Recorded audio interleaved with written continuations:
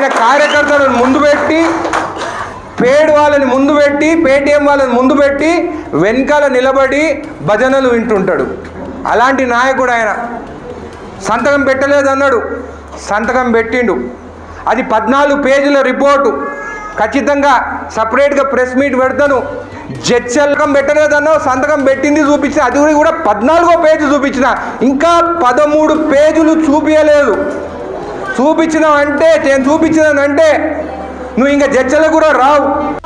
మొత్తం నీ జడ్చల మున్సిపాలిటీ మొత్తాన్ని సర్వనాశనం చేసింది లక్ష్మారెడ్డి అని చెప్పి మీకు తెలియజేస్తున్నాను. మాజీ ఎమ్మెల్యే ఎవరన్నా బయటికి తీసుకుంటే ఇంకొస్తే పెట్రోల్ పోసుకోమని చెప్పిండు. ఆధారాలు కూడా ఉన్నాయి, ఎవరి ముందు మాట్లాడినారో.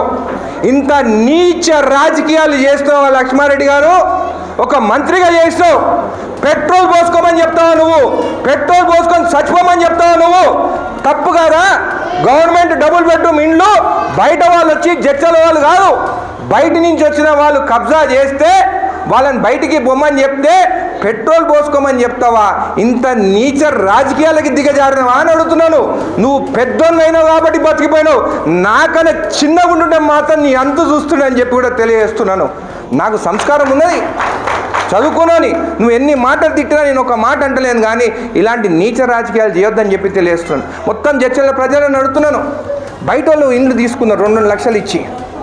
వాళ్ళ అర్హత కూడా కాదు వాళ్ళకి ఇండ్లు ఇచ్చేదానికి. దాంట్లో కేవలం 126 మంది ఉన్నారు, వాళ్ళకి నిజంగా ఇండ్లు లేవు.